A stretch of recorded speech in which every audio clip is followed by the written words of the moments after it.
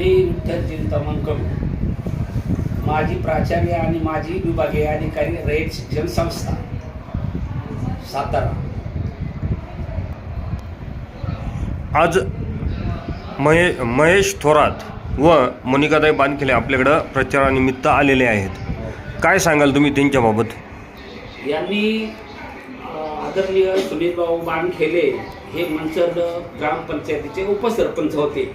त्या माध्यमातून त्यांनी केलेलं काम हे जनतेच्या लक्षात आलेलं आहे।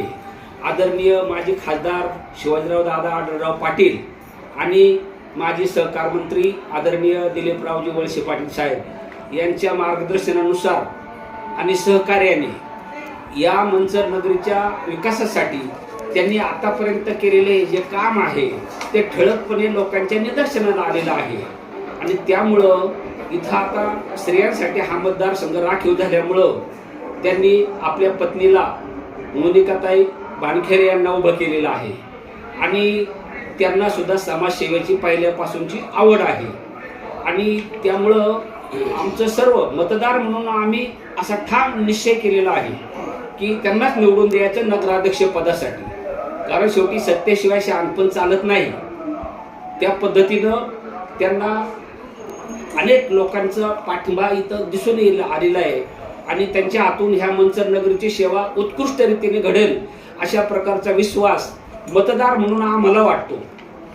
त्यामुळं प्रत्येक ठिकाणी लोक यथाशक्ती त्यांचं स्वागत करतात, आपुलकीनं बोलतात, त्यांचे विचार ऐकून घेतात। इथं आदरणीय माजी खासदार शिवाजीराव दादा आढळराव पाटील यांच्या सुविद्य पत्नी सुद्धा आदरणीय सौ भाग्यवती कल्पनाताई आढळराव पाटील या सुद्धा त्यांच्याबरोबर त्यांच्यासाठी मोनिकाताईसाठी आणि महेश गोपीनाथ थोरात आता हे कमळाच्या चिन्हावर उभे आहेत।